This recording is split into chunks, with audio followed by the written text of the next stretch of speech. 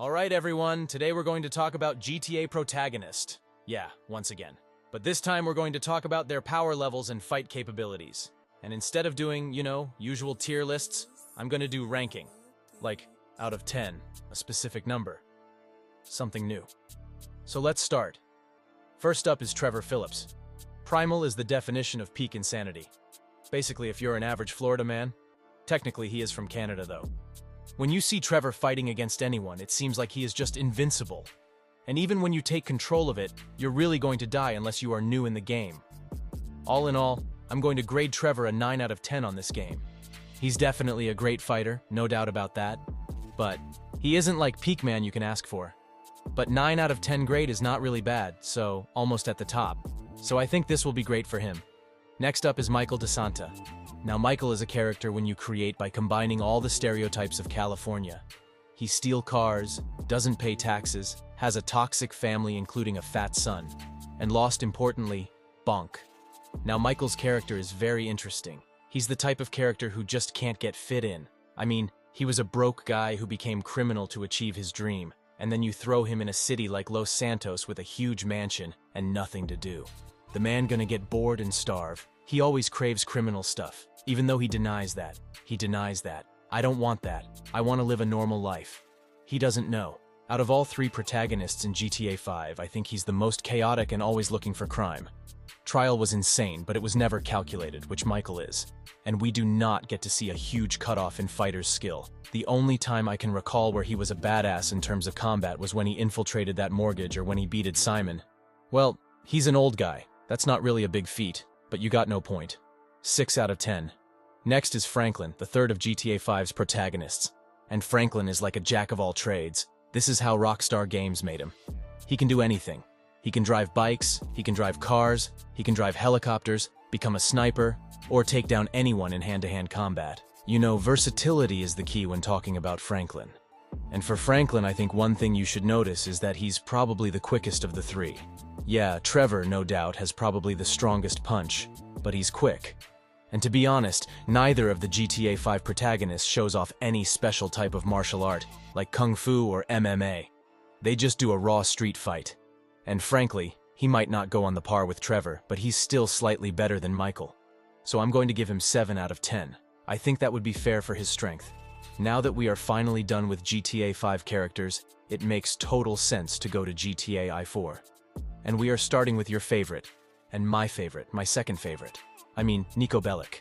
And Niko is one of the few characters in GTA games who clearly shows that yes, this guy has a pass license sort of skill in martial arts. If fighting style has been like, hey, let's go crazy. Just throw punches, throw kicks, jab, hook, no. If you fight with the proper stance and with the proper technique, that makes him lethal. And a battle between him, Trevor, and Niko would be legendary. And I think there's only one guy who will come over the top, which is Niko Bellic. And why is that? Because Niko is clearly better. He isn't old like Trevor, he's quite young and fit, and he isn't a psychopath like Trevor. And his punches are probably stronger. Niko is a killing machine when you ask him, which you don't always want. He's a smart guy and a good guy, but he is a killing machine. 10 out of 10 for Niko. We have more. Next is Johnny Clement, protagonist of the GTA 4 DLC, Loft and Dam. And this guy got Loft and Dam 2 in GTA 5. Yeah, I keep on bringing back that scene because it's kind of funny to me. Like, how can they kill him just like that? Now, talking about his strength, I think he's not really a pure fighter type of guy.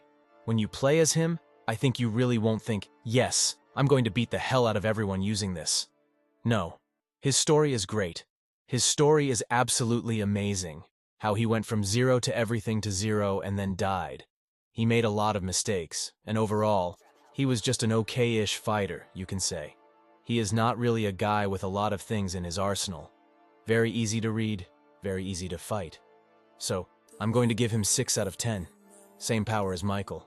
I don't see any problem with that. Luis Lopez is like, seriously, one badass fighter, no doubt.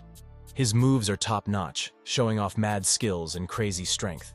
I'd give him a solid 9 out of 10 just because he's killing it in the fighting game. When it comes to throwing down, Luis isn't just physically strong. He's got this wicked smart strategy going on. He knows when to attack, defend, and switch things up. That's additional. And let's talk about his brute force. It's off the charts. Every hit he throws has this intense power behind it. You can tell he's put in the work, training hard to bring that raw strength to the ring. But it's not just about being a powerhouse. Luis is nimble as hell. His moves are smooth, and he can handle whatever curveballs his opponents throw at him. It's not just about throwing punches, it's a whole mental and physical game for him. Luis Lopez isn't just your average fighter, he's the full package. Smart, strong, and slick on his feet. He's got the kind of skills that make him a standout in the fighting world. 9 out of 10, no doubt. Next up is CJ. CJ packs a punch for sure. I mean, when it comes to raw strength, he's no lightweight. His hits land with some serious force, and he can hold his ground in a street brawl. But let's keep it real. Compared to the heavy hitters out there, CJ's strength isn't hitting that perfect 10. I'd give him a solid 7. Don't get me wrong, he's got muscle, but there's a level above where he's at. Maybe a bit more training, a few more reps in the gym, and he could be pushing those numbers up. Now, when it comes to his overall fighting abilities, CJ's got some moves up his sleeve. I've seen him throw down in different situations, and he's got this street-smart style that's pretty effective. His technique is there, but, it's not something you can always depend on. I'm going to be fair here. 7 out of 10 seems alright. Alright, let's talk about the legend himself, Tommy Vercetti. Seriously, this guy is a beast, and we're breaking it down right here.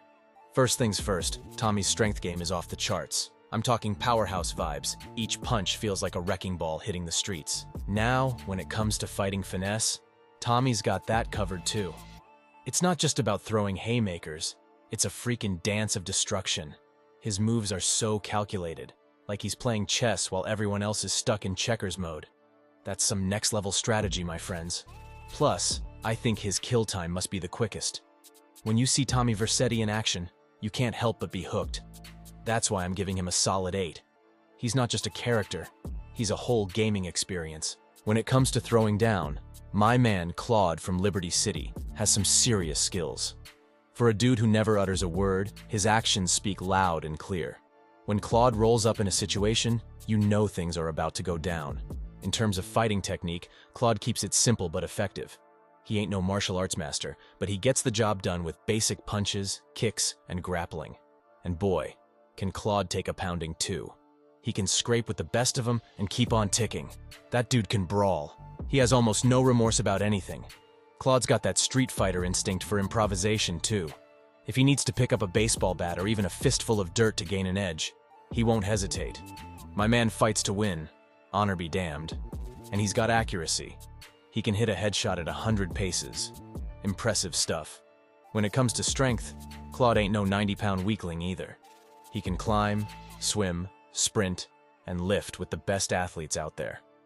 Pure raw power and stamina.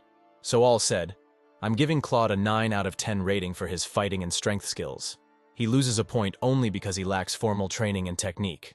But make no mistake, if you tangle with Claude, he'll unleash a whole storm of pain on you. No, we are almost done. But before that, let's talk about handheld protagonists too. Let's talk about Toni Cipriani first. Toni Cipriani, you probably have seen him in GTA 3, is the protagonist of the Liberty City stories. GTA 3 is all set in Liberty City, and if you have played the game, you can tell he's got a mad face. He doesn't give a shit. If he wants to kill someone, he's going to kill someone. And overall, he doesn't seem like a fit guy. He looks like someone who ate too much McDonald's. Like Big Smoke. Nah, he's not that fat either. But overall, he's a good fighter. You don't see it coming, like, hey, can this guy be a good fighter? But he is a good fighter. And when you play with him in Liberty City, you enjoy exploring stuff and beating a random bunch of people. Well, I'm not going to rank him super high. His skills are good, but he's not on the same par as the above ones, so I'm going to give him 7 out of 10. That's still very, very high. You wouldn't have thought that he would get 10 out of 10, but I think he deserves it. Victor Vance, protagonist of probably the least known and most popular GTA game. I'm talking about GTA Vice City Stories. I don't know why they named it Vice City Stories. Well, Victor Vance, you see him as the old guy in the soft GTA games, but in the Vice City Stories, he's a full-fledged, willing type of guy. He knows how to fight. His top skills are with weapons, but even without weapons, he's ruthless and dangerous. He was in the military for a part-time job, and that probably made him very sinful. So for Vance, I think I'm going to give him 8 out of 10. That's fair for a fighter like him. You can't deny that he's a bad one. 8 out of 10 is good for him. Finally, the protagonist of GTA Chinatown. Huang Lee is a master of various martial arts. The game is set in the Chinatown Wars, and if the type of character you think of is, hey, am I seeing some Jack Chan movie or shit? So I'm going to give Huang Lee 9 out of 10. He is skilled, probably the most skilled. He knows perfectly what to fight and how to fight. And he is a nice guy, which makes him less dangerous. But he is not harmless. He can harm you in a pretty messed up way if you want to. So these were my lists of how dangerous or skilled in terms of fighting capability each of the protagonists is. And if you like the video, please comment down what you want to see next. And I'll probably make that video and subscribe to the channel. Please, that's the most important. Subscribe to the channel. I'll see you in the next video. Till then, take care and have a nice day.